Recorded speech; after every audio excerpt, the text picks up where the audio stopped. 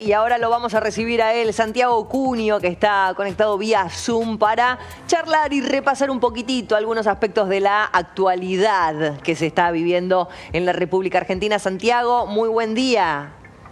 Buen día, ¿cómo están ustedes? Sí se puede decir buen día en medio de tanta catástrofe, ¿no? Una manera, un modismo, una manera de saludar, exactamente. Se está viviendo terriblemente todo. No sé por dónde querés arrancar, si por los despidos, ¿te parece? Por el anuncio de los 70.000 despidos de personal del Estado.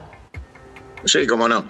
Mirá, claramente estamos con un gobierno de ocupación, como repito, incansablemente, que ha venido a destruir el Estado, ha venido a destruir la composición social y política y económica de los argentinos. Los despidos son parte de un plan sistemático, no son una visión económica de ajuste. El ajuste criminal ya entró en otra etapa, una etapa mucho peor, que es esta etapa de ejecución del pueblo argentino. Enviar a 70.000 familias a las calles sin salario y sin contención social y sin ninguna alternativa de reemplazar la fuente laboral en el sector privado es un acto criminal. Porque aparte solo un loco desquiciado puede sostener que hay 70.000 ñoquis en el Estado o que los agentes despedidos no tienen funciones específicas. Esto genera toda una destrucción hacia la derecha y hacia la izquierda. Hacia el sector de prestación de servicios del Estado, el Estado va a ser altamente ineficiente en la prestación de los servicios, que es lo que ellos quieren, porque ellos no quieren que el Estado preste ningún servicio, con lo cual entramos en la faceta de la descomposición de la administración pública para que el Estado no cumpla con ninguna de sus funciones esenciales hacia los sectores más desguarnecidos y empobrecidos de la sociedad. Hacia el otro lado, hacia el sector del mercado, que es de lo que hablan estos criminales liberales, salen 70.000 familias del consumo, que ya no van a poder consumir porque no van a tener salario, con lo cual generan un aumento recesivo en el medio del aumento de las tarifas, con lo cual todo es un combo explosivo, absolutamente explosivo, que sea como sea, y aunque logremos sacar al gobierno mañana a la mañana, la consecuencia ya se torna inevitable, que es lo que ellos buscan. Ellos aceleran la destrucción de la Argentina porque saben que esto no va a durar, pero hacen todo lo necesario para que cuando lleguemos encontremos ruinas y nos lleve mucho tiempo volver a reconstruir y nos lleve mucho tiempo volver a ensamblar la sociedad. Y ellos lo están haciendo con éxito. Tenemos que entender que el teniente general Juan Domingo Perón nos enseñó que al enemigo ni justicia, y ellos son nuestros enemigos y no nos van a dar ni justicia. Con lo cual, cuando esto pasa es culpa de los nuestros, si es que podemos utilizar un plural para un conjunto de autorreferenciados y autoproclamados dirigentes que no lo son, que entregan como carneros a la clase trabajadora, que no representan de ninguna manera sus necesidades y aspiraciones, y que la gente tiene que salir a defenderse como puede porque esta CGT de gordos llenos de dinero y de representación de intereses empresariales no han convocado al paro general por tiempo indeterminado, están abandonando a los trabajadores a su suerte y entregando el destino de la clase trabajadora. Con lo cual, ayer se escuchó recién la voz de Luis Barrionuevo pedir un confederal para echar a Daer, y bueno, bienvenido sea si esto pasa rápido, porque cada minuto que la CGT está en manos de estos entregadores, de estos traidores a la clase trabajadora, avanza un gobierno que evidentemente tiene un pacto, es un pacto muy claro, muy evidente, y ese pacto se traduce en la inoperancia y la contemplación de los tiempos, ¿no?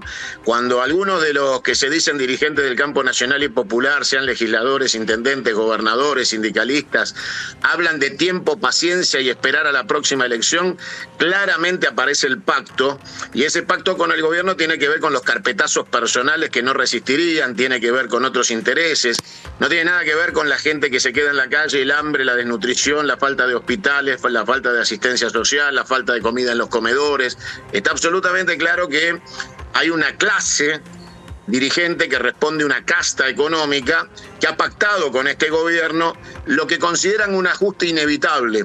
O sea, finalmente los chantas que se dicen del campo nacional y popular creen que esto hay que hacerlo y que finalmente que el costo lo pague el gobierno y después venimos nosotros. Eso es ser mucho más hijo de puta que el propio Milei, porque esa condescendencia con la idea de que este ajuste había que hacerlo, es propio de traidores. Así que yo convoco a los trabajadores a unirse, a convocar al paro general por tiempo indeterminado, a juntar las firmas para el juicio político y obligar a todos esos tranzas que están sentados en la Cámara de Diputados y Senadores con votos populares a que tengan que representar la voluntad popular de terminar con este gobierno, porque esto no se aguanta un día más. Me gustaría tu parecer al respecto de lo que pasó, que conocimos en estas últimas horas, de que las jubilaciones, los jubilados van a cobrar en 2 cuotas ahora. ¿Qué tenés para decirnos al respecto? Mira, hay que ser muy mal parido para tocarle el bolsillo a los trabajadores pasivos. Los jubilados son trabajadores pasivos, son compañeros trabajadores que han entrado en la etapa en que deberían disfrutar del descanso de lo que entregaron durante 60, 70 años de su vida trabajando. La realidad es que la ley del 82% móvil la aplicó Magoya. Nadie se hizo cargo de los jubilados jamás, y cada vez que hubo que hacer un ajuste desde Alfonsín hasta acá, perdieron siempre los jubilados, los trabajadores pasivos, porque son considerados un gasto en la concepción económica del liberalismo salvaje y criminal.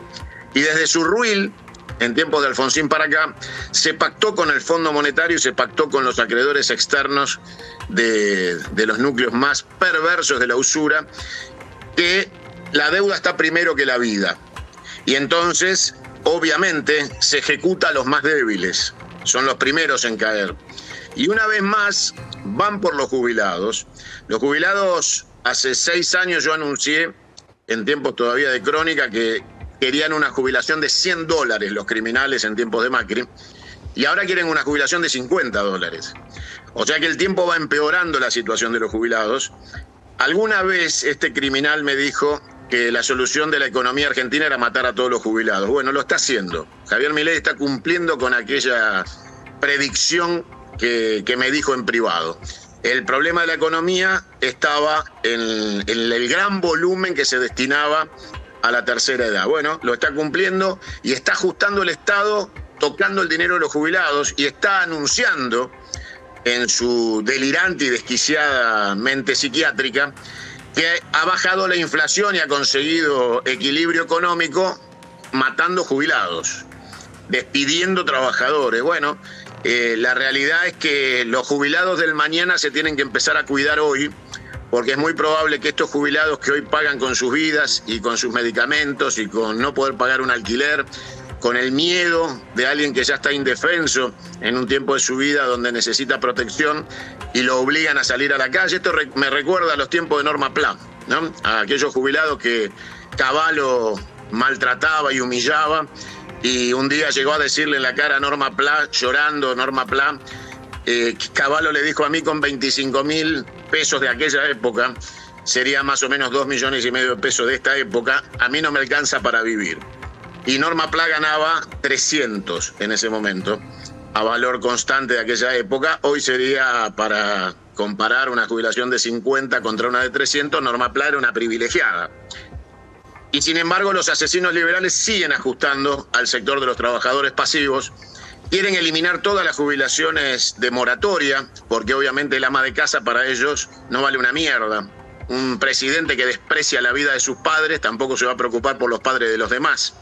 Así que estamos en una situación de vulnerabilidad absoluta del sector pasivo, y es casi risueño ver a las payasescas comentadoras del PAM y del ANSES en los canales monopólicos del sector del oligopolio de medios, hablar del sector pasivo sin decir que este gobierno son una manga de hijos de puta, que es lo que deberían decir en las columnas de jubilados.